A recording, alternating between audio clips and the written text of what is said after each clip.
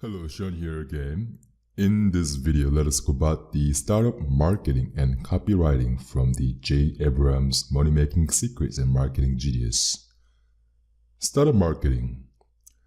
Jim Cook wrote a great book, The Startup Entrepreneur. Here's a list of the must-do, as he calls it. Number 1. You must develop the ability to see the needs and wants of others. Second, you must find the market gap. Third, you must become a service and quality fanatic. 4. You must get started. 5. You must offer your original investor the chance to profit in a big way. 6. You must start small. 7. You must use a telephone constantly for acquiring all kinds of information. 8. You must hire the best people and generate entrepreneur excitement. 9. You must charge enough, meet problems head-on, and collect your money up front. 10. You must develop a strategy that help your customers grow, improve, or profit. 11. You must aim constantly to become the dominant company in your industry. 12. You must maintain honesty and integrity always and in all dealing. 13. You must accept no freebies, government grants, or subsidized loans. 14. You must be generous to employees with wages, profit sharing, and benefits. 15. You must see your company as national rather than local or regional. 16. You must develop tenacity and perseverance to survive days and nights of anxiety. 17. You must manage your company for constant mistake for avoidance. 18th. You must win your customer back again and again. 19. You must apply a fail-safe range of management checkpoints and controls. 20. You must establish a corporate philosophy that stresses quality and service. 21. You must develop an error-free reporting system. 22. You must constantly seek to pay minimum taxes, but always stay within the law. 23. You must diversify into those areas that fit and supplement your existing business. Number 24. You must find something worthwhile to do with the money you earn. 25th. You must sell your company or service only when you are no longer excited about what you do. Next, let us talk about the copywriting. Sales letter. Here are some specific components your sales letter should contain. It must get the reader's attention with a powerful headline. The letter must show clear and distinct advantage in the body copy, as well as identifying unique service proposition. This letter has to prove or validate your claim of benefits or advantage through factual examples, comparison, analysis, testimonials, or credentials, which act as a social proof. The letter must persuade the reader to reach out and seize the advantage you promise. The letter must motivate the reader to act, respond, order, write, and comment or send back the coupon, which is call to action. So what's in it for me? Positioning is very important, because how to open the door, setting up the call, and positioning yourself in business will help you to become more powerful and effective. You do this by differentiation. Ask these questions to yourself. What's different about you? Why should I hire or buy from you? What are there other options? And here are some of the ways to differentiate. You can differentiate by benefits. You can differentiate by value. You can differentiate by results. You can also focus on specific target market. You can focus on by having your competitive advantage to others. You can showcase your expertise, as well as carefully crafting your message by right copywriting techniques. And there's 5 buying stages: unaware, aware, interested, hurting and evaluating, ready to buy. Remember, your copywriting has to be in a way that fits their buying stages to have a maximum impact on them. Let's talk about Carlin's 6 principles of influence. There are 6 principles of influence. First, reciprocity. What value are you offering in your communication? Second, commitment and consistency. Is there small initial commitment which are delivered upon with consistency? Number 3, social proof. Do you have testimonials, case studies, and others talking about your work? Number 4, authority. Is your communication performed with authority and confidence, and if possible, backed by credentials? Number 5, liking. Are you likable? Do those that you are communicating with feel like they're similar to you? Number 6, scarcity. Are you valuing your time, energy, and opportunity cost? And here are some of the ask questions that you want to ask yourself when you're writing copy. Why should your prospect act now? Why might your prospect say no? What are all the benefits your product offers? Why should the prospect believe in you? How is your product different from the others? Who are you selling this product to? Actually, let us talk about the how to think like a world-class marketer as well. There are 15 steps. Step 1, read.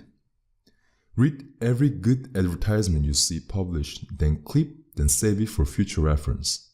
Do the same with the direct mailing pieces that come to your home or office.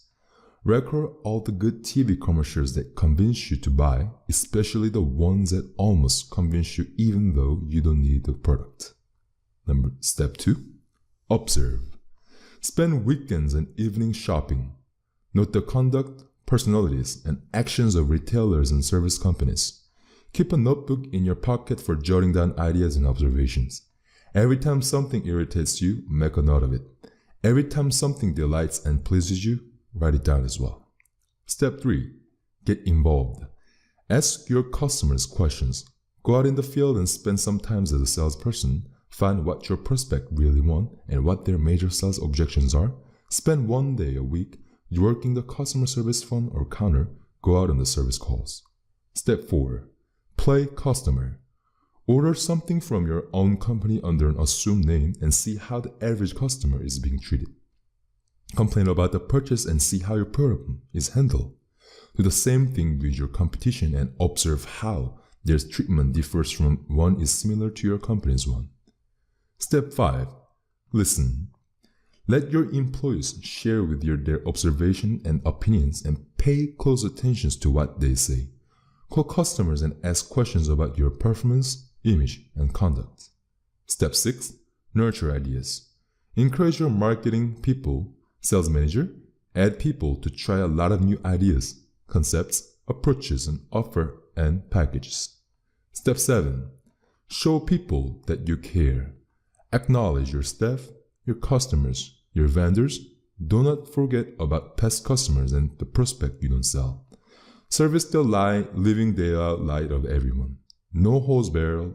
Follow up on inquiries. Follow up on delayed orders. Follow up on problems. Follow up after every sale. Step 8, learn from the others. Keep a notebook at home, at the office, in the car. Whenever you observe a powerful marketing technique that captivates you, makes you want or crave or respond to the product service, jot down the concept, approach, language, sales pitch that captivated you and incorporate similar or related techniques into your marketing test as well. A great marketer picks the brains of peers, competitors, employees, and retired colleagues. Step 9, test, test, test. Test as many premises and concepts as possible. Test your promises. Test various media to determine which one gives you the most leverage return on your ad dollar. Test various headlines or their equivalents. Test the size of your mailings and the length of your sales pitches. Test your packaging. Test the marginal net worth of your customers and prospects. Test your sales approach and varying scripts. Test commercial. Never ever stop testing and retesting. Your marketing will never stop improving. Remember also that profit is a function of time. Speed up the process of testing and evaluation, and you can leverage your return 5, 10, even to 100 times. Step 10. Improve the best, not the worst. Remember this. Most marketers spend far too much time, effort, and money trying to revive or salvage products that are in trouble or are not viable, and far too little time worrying about how to make successful product or services even more successful. A truly brave world-class marketer looks at unfavorable test result in the face, cut losses, and move on to the new product, service, or concept. Step 11. Don't shout. Good advertising, good sales letters, good sales pitches, good overall marketing successfully sells the product or service without drawing attention to itself. Therefore, focus on crafting good marketing messages. Step 12. Be compelling. Think about the ads, sales letters, or sales pitches that compel you to buy. If they're truly compelling, you become immersed in the facts, benefits, or explanation of constructions or performance and forget that you are reading a sales pitch. Step 13. The idea is everything. A great marketer learns quickly that what you say is infinitely more powerful and important than how you say it, because marketing is effective because of the contents, not form. A great concept will transcend mediocre copy, but great copy will not transcend a bad concept. Focus your attention and efforts on developing great concept by finding the biggest, most believable, embraceable, and honest promise as possible. Step 14. Give them the facts. Pack as many facts as possible into all of your marketing. Few advertisers give enough facts to compellingly sell their product. A lot of ignorant marketers believe prospective buyers aren't interested in learning all the facts they can about a product or service they are contemplating or buying. But that's not true. They want the fact. Step 15. Keep good things going. Once you come up with a great marketing strategies, you will tired of it far earlier than the marketplace. Too many marketers kill their ads, stop their mailing lists, try and change their salespeople's pitch because they are tired of hearing them. The fact is that the marketplace is not yet. Therefore, keep good things going. And lastly, in this book X, let's talk about 9 drivers of exponential growth.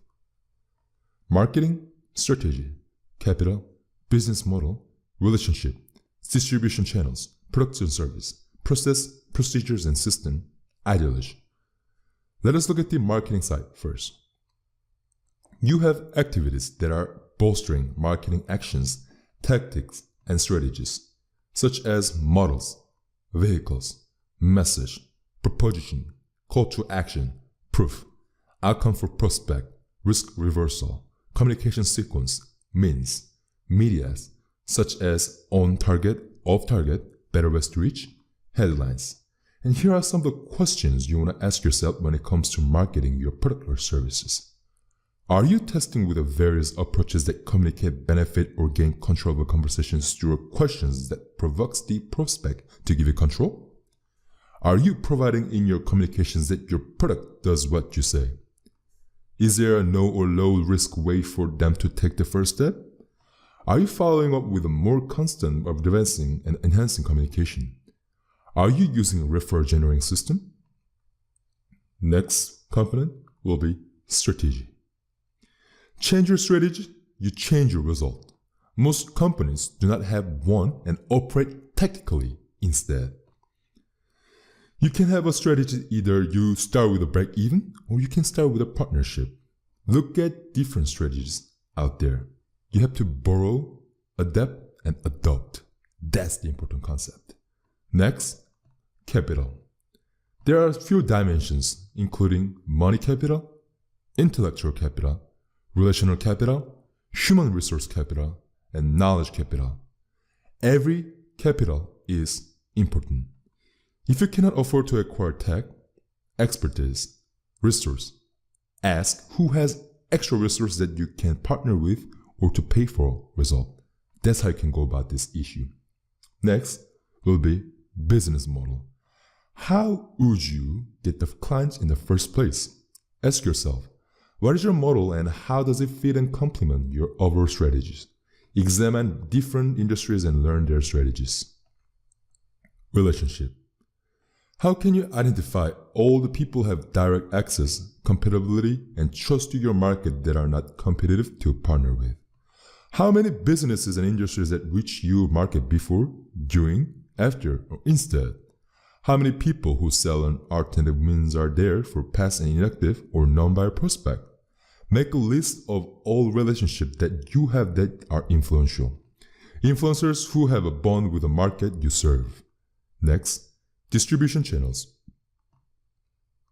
There are many good products that do not have a good distribution. Find those that have a good distribution for one thing and partner with them for another offer. Mailing lists that someone else would pay for and share a business. Endorse other people to your list. Product and services. The effort it takes to acquire a buyer in first is a huge investment. The effort to resell to them is lower though. Point of sale, package, post-sale that serves the buying profile to double or triple value of the clients is good. Most companies do not understand that the faster you start a relationship, the faster the first sale, the faster the first sale, the faster the second or third sale. Try easier entry offers. Look at the product as being a driver for exponential growth. Next, process, procedures, and system. Figure out processes and sub-processes critical for outcome and evaluate 80-20 principle. Optimize through training. See who excels at what for those sales reps and marketing reps in your company. Look at all processes used to drive your business and figure out many ways to test improving them. Take what you know, leverage internally and then externally. Finally, ideology. Ideologies are belief in strategic business growth. Looking at all areas and evaluating if it's worthwhile. Whatever you think, your reality becomes. You are what you think, as Earl Nightingale talks about. Decide what you believe. Systems are for yourself, clients, and teams. Change your ideology, you change your result. Thanks for listening to this series of the J. Abrams Marketing Principle. I hope to see you in the next episode. Have a great day.